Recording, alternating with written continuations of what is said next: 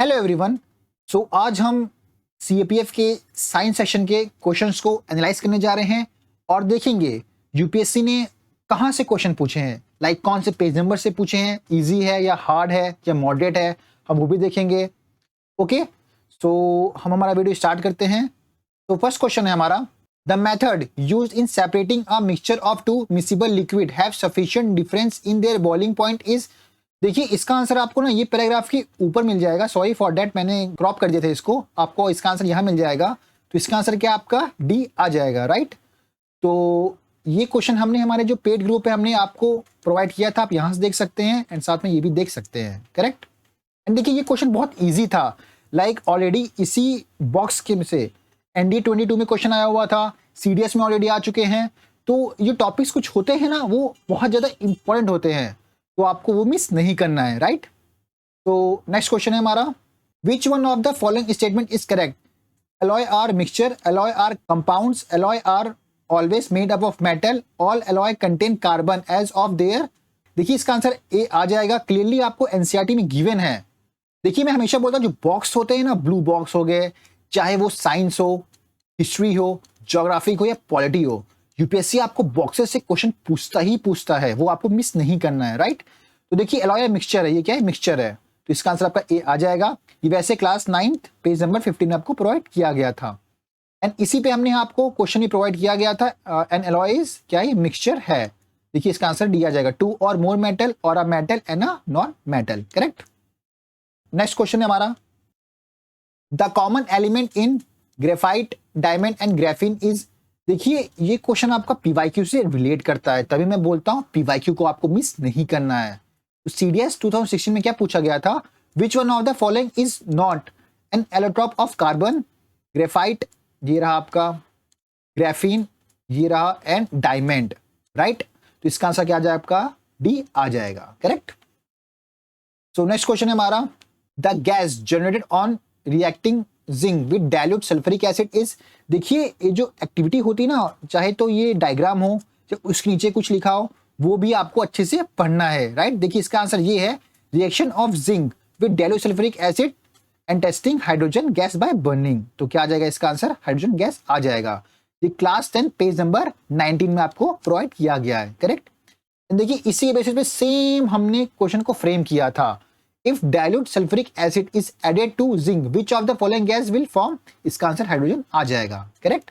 देखिए हमने हमारे ग्रुप में बहुत सारे एमसीक्यू आपको प्रोवाइड किया गया, बहुत सारे हमने डाला हुआ है। अगर किसी बच्चे ने इस ग्रुप को अच्छे से यूज किया हो ना, उसको नो डाउट बहुत बेनिफिट मिलेगा इस ग्रुप का, करेक्ट। सो नेक्स्ट क्वेश्चन है हमारा, an aqueous solution of salt is known as brine, the salt is. देखिए जो क्वेश्चन है ना, ये यूपीएससी ने आपके टेक्स्ट बुक से एज इट इज उठाया हुआ है, क्लास 10th पेज नंबर 30 में आपको प्रोवाइड किया गया है। When electricity is pass through an aqueous solution of sodium chloride called brine. देखिए इसका आंसर ए आ जाएगा। देखिए अभी तक जो भी हमने क्वेश्चन आगे देखे हैं वो उसके सारे बेस क्या, एनसीईआरटी ही उसका बेस है, तो वो सारे क्वेश्चन आप गलती से भी गलत नहीं होने चाहिए, वो सारे आपके राइट होने चाहिए, तभी आपका नाम आएगा लिस्ट में, करेक्ट। देखिए सेम क्वेश्चन, देखिए हमने एज इट इज तो नहीं क्वेश्चन था, लेकिन हाँ हमारे क्वेश्चन में से क्वेश्चन बन गया था, when electricity is passed through an aqueous solution of sodium chloride brine, okay। so देखिए यूपीएससी पता है बहुत बार क्या करता है, कोई प्रीवियस ईयर का क्वेश्चन है, ठीक है, वो क्वेश्चन में से भी क्वेश्चन आपको फ्रेम करके देता है। अभी शायद तक एक क्वेश्चन आगे है, मैं शायद देखते हैं आगे, ओके। तो नेक्स्ट क्वेश्चन है हमारा, the lymph is mainly found from the plasma of blood and is surrounded the cell, the main difference between blood and lymph is. देखिए एनसीईआरटी में आपको लिम्स के बारे में दिया जरूर गया है, लेकिन आपको ये सारे पॉइंट्स नहीं मिलेंगे एनसीईआरटी में। तो ये देखिए एक पीवाईक्यू आया हुआ था आपका सीडीएस 2018 में, तो इसमें क्वेश्चन क्या था, which of the following statement about lymph is correct. तो इसका फर्स्ट आ जाता है, lymph is form due to leakage of blood through capillaries, तो इसका ये राइट था। अब देखिए इसका सेकंड ऑप्शन क्या था, lymph contain blood cell such as RBC, मतलब लिम्स में आरबीसी होते हैं, तो ये रॉन्ग था। इससे हम ये लगा सकते हैं answer A, lymph does not contain red blood cell. अब डिफरेंशिएट पूछा गया, ब्लड में तो होता है, लिम्स में नहीं होता है, तो इसका आंसर आपका ए आ जाएगा, करेक्ट। अब देख रहे हैं कभी भी आपको जो नॉट करेक्ट वाले या करेक्ट वाले क्वेश्चंस आते हैं ना, तो आपको उसके ऑप्शंस को भी पढ़ना है। यूपीएससी कभी कभी ना, बहुत बार यूपीएससी आपको ऑप्शन में से ही क्वेश्चन फ्रेम करके देता है, या आपको ऑप्शन में ही से ऑप्शन दे देगा, ये कि ये ऑप्शन पहले पूछा गया, नेक्स्ट टाइम भी आपको सेम ऑप्शन दे देगा। एंड बहुत सारी चीजें इंक्लूड नहीं होती हमारे बुक में, तो वो सारे को आपको लिखते हुए चलना है, करेक्ट। सो नेक्स्ट क्वेश्चन है हमारा, for the digestion of carbohydrate, protein and fat, enzyme such as amylase, trypsin and lipase are required. देखिए इसका आंसर बहुत इजी है, क्योंकि ये जो पैराग्राफ है ना, पता नहीं यूपीएससी ने कितनी बार क्वेश्चन आपसे इस पैराग्राफ से पूछ चुका होगा। हमने हमारे वीडियो में भी आपको ये पैराग्राफ को बहुत अच्छे से एक्सप्लेन किया हुआ है। अगर आपने ये वीडियो देखी होती ना, तो डेफिनेटली आपका एक क्वेश्चन राइट होता, तो आप डी करके आते इसको। देखिए यहाँ पे क्लियरली मेंशन किया गया, the pancreas secrets pancreatic juice which contain enzyme like trypsin and lipase, correct. तो आप इसको यहाँ से देख सकते हैं, ये क्लास 10 पेज नंबर 100 में आपको प्रोवाइड किया गया है। ओके, सो नेक्स्ट क्वेश्चन है हमारा, lactic acid is formed in the muscle during exercise और रनिंग। देखिए जो ग्लूकोज होता है ना, 6 कार्बन मॉलिक्यूल होता है, ये साइटोप्लाज्म ब्रेकडाउन होता है, उसके बाद ये बनाता है क्या, पायरुवेट बनाता है 6 कार्बन मॉलिक्यूल, राइट। 6 था, अब 3 हो गया। अगर उसमें ऑक्सीजन प्रेजेंट है तो वो carbon dioxide, water and energy release करेगा, एंड अगर वहां पे लैक ऑफ ऑक्सीजन है तो लैक्टिक एसिड एनर्जी फॉर्म होगा, 3 कार्बन मॉलिक्यूल। तो इससे पता चल रहा है कि हाँ, ग्लूकोज ही आगे फर्दर ब्रेकडाउन होते हुए जा रहा है, करेक्ट। तो इसका आंसर आपका सी आना चाहिए वैसे, लेकिन हम पता है ए में भी कंफ्यूज हैं ये फैट वाले में। लेट्स सी इसका यूपीएससी आंसर क्या देता है, बिकॉज इसका एज इट इज तो गिवन नहीं है इसमें, हाँ, लेकिन इसका ये आंसर सी हो सकता है, राइट। एंड देखिए ये जो बॉक्स है ना, इस पे से यूपीएससी बहुत बार क्वेश्चन पूछा है, I don't know an number of time पूछा है, करेक्ट। तो ये आपको अच्छे से याद कर लीजिए, समझ लीजिए इसको, करेक्ट।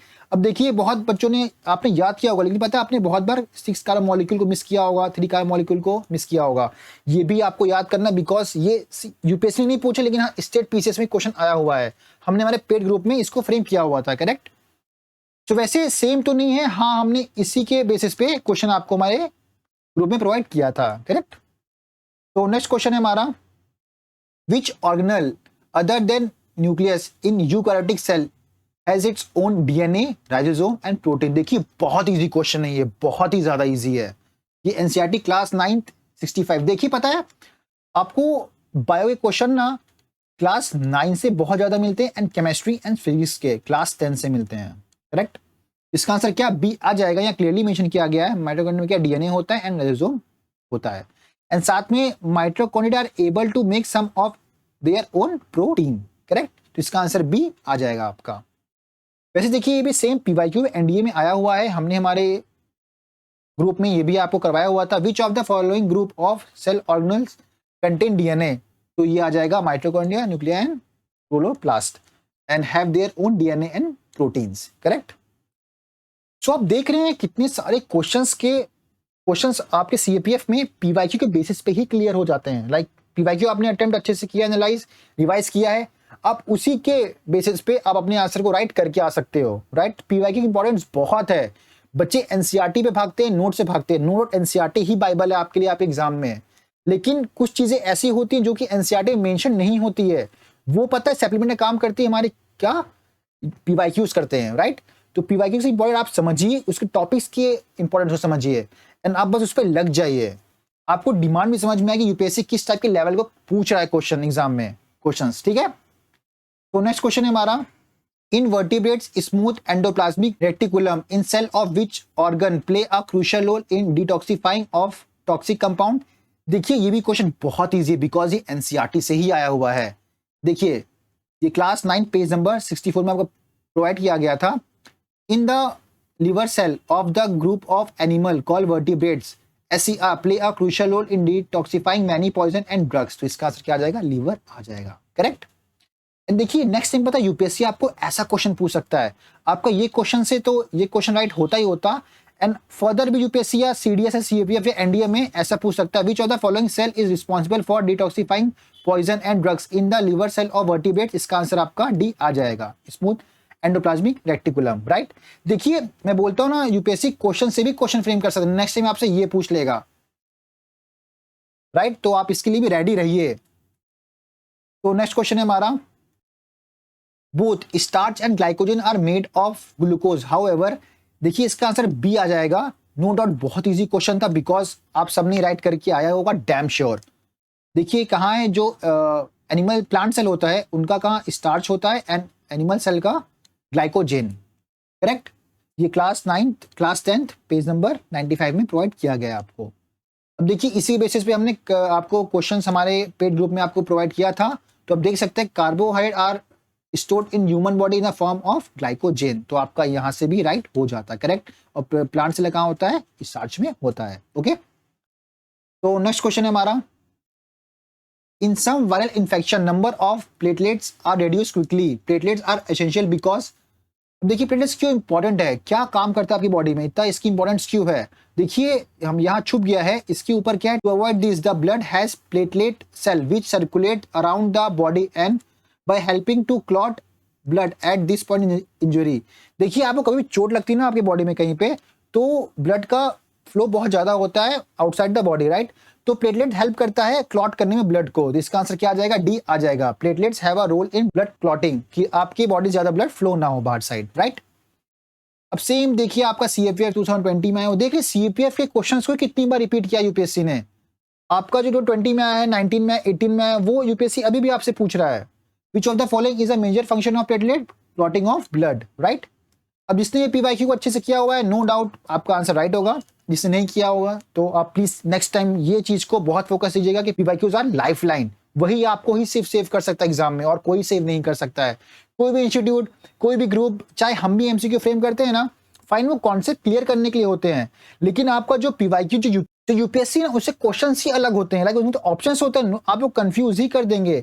अब जैसे वो देखे थे, अभी एक आंसर क्वेश्चन आएगा, उसमें आप देखेंगे कितना इजी कॉन्सेप्ट था, लाइक जो शायद तक लैक्टिक एसिड था, राइट।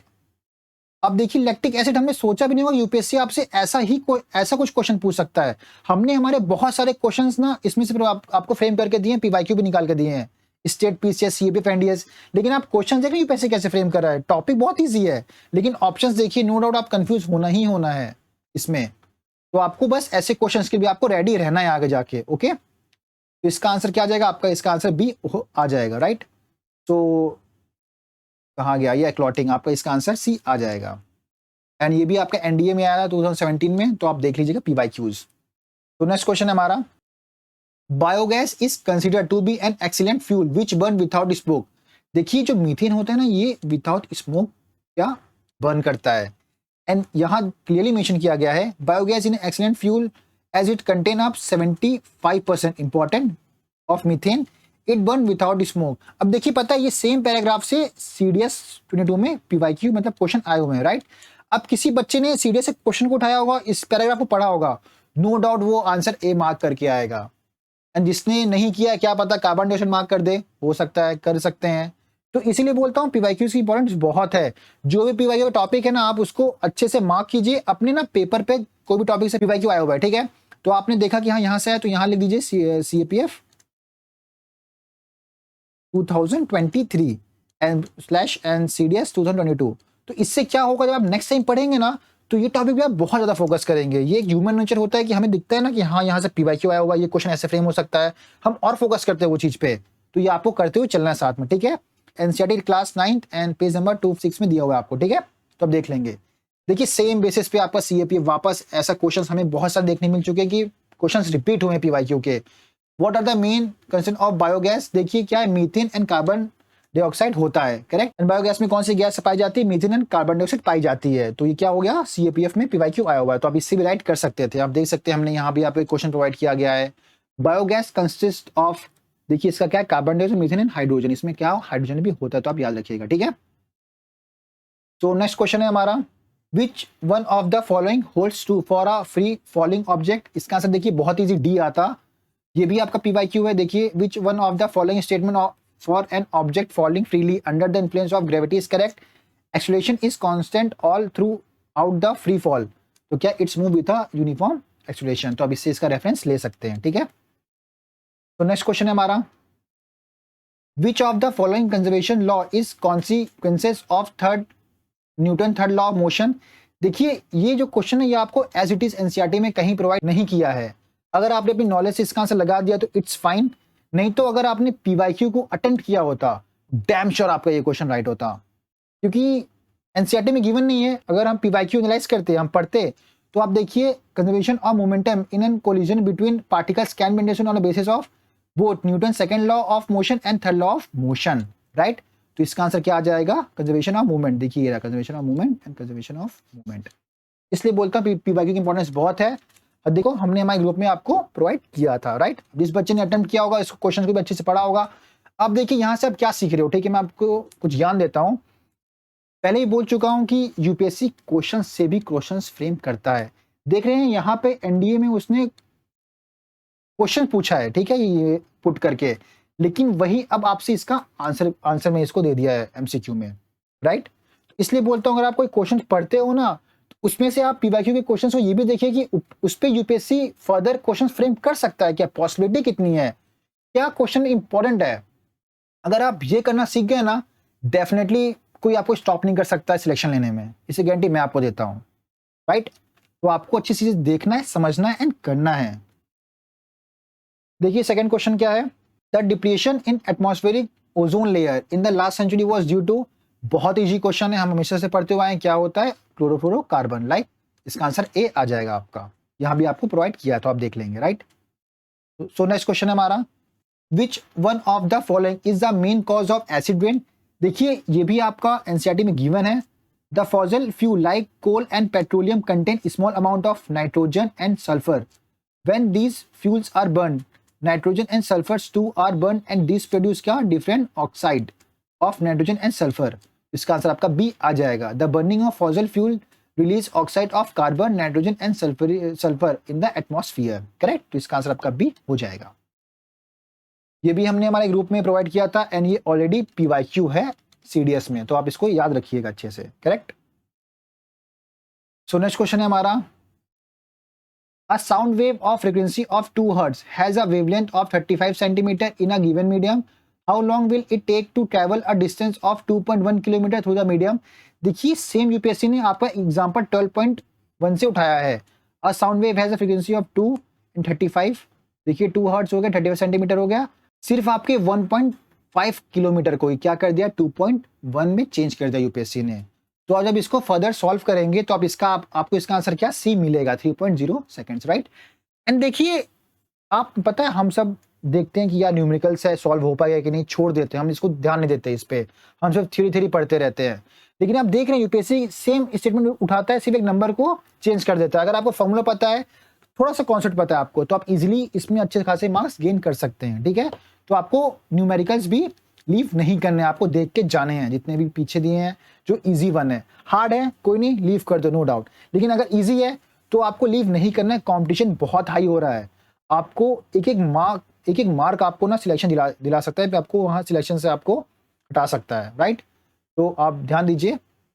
एंड सेम इसी के बेसिस पे आपको एनडीए 2014 में का पीवाईक्यू है, तो आप देख लीजिएगा, ठीक है। तो नेक्स्ट क्वेश्चन है हमारा, in human urea is mainly formed from the metabolism of which of the following component of food.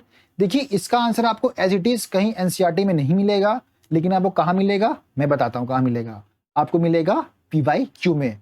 हमने हमारे ग्रुप में आपको दिया गया certain chemical in the liver change ammonium into urea from which gets remove the urine. तो क्या आ जाएगा इसका, अमीनो एसिड आ जाएगा, राइट।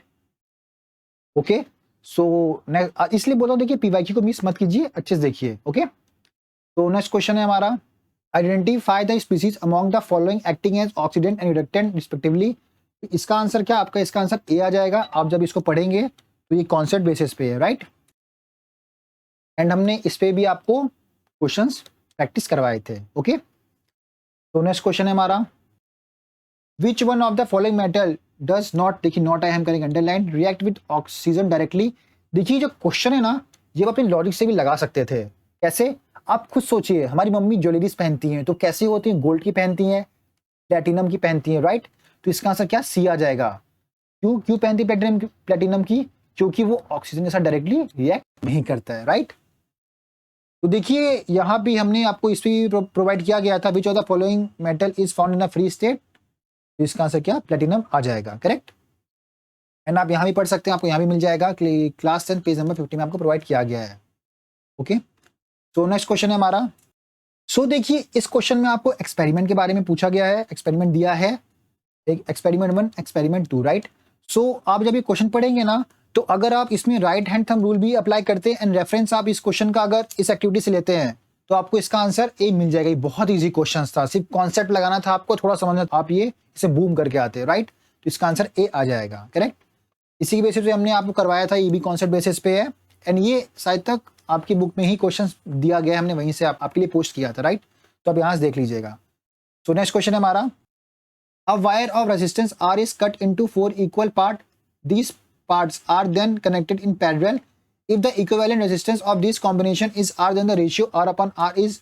देखिए जब इसका फॉर्मूला है, ठीक है, आप जब 1 अपॉन आर करेंगे equal to R upon 4 plus R upon 4 plus R upon 4 plus R upon 4, जब आप इसको फर्दर सॉल्व करेंगे ना तो आपको इसका आंसर क्या ए मिल जाएगा, राइट, 1 अपॉन 16। ओके, सो इसी के बेसिस भी हमने हमारे ग्रुप में आपको प्रैक्टिस करवाए थे क्वेश्चंस के। तो अगर आपने अपने कॉन्सेप्ट क्लियर किए होंगे तो ऑफकोर्स ये क्वेश्चन आपको राइट होता, करेक्ट। सो नेक्स्ट क्वेश्चन है, देखिए ये क्वेश्चन का आंसर आपको सी मिलेगा, passing water through a cation exchange and an anion exchange resin bed, ठीक है, इसका आंसर आपका सी मिल जाएगा, करेक्ट। एंड इसका आंसर आ जाएगा डी आ जाएगा।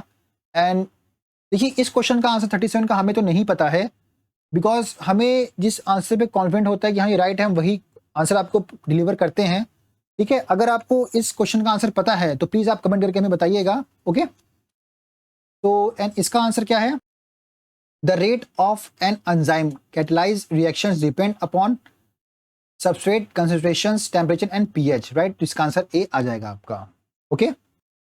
वी होप आपको ये एनालाइज अच्छा लगा हो, एंड अगर आपको इस तरह के क्वेश्चंस को प्रैक्टिस करना है तो आप हमारे टेलीग्राम चैनल को ज्वाइन कर सकते हैं, लिंक आपको हम डिस्क्रिप्शन में प्रोवाइड कर देंगे, ओके। तो चलो हम नेक्स्ट एनालाइज से मिलते हैं, okay, bye, take care guys.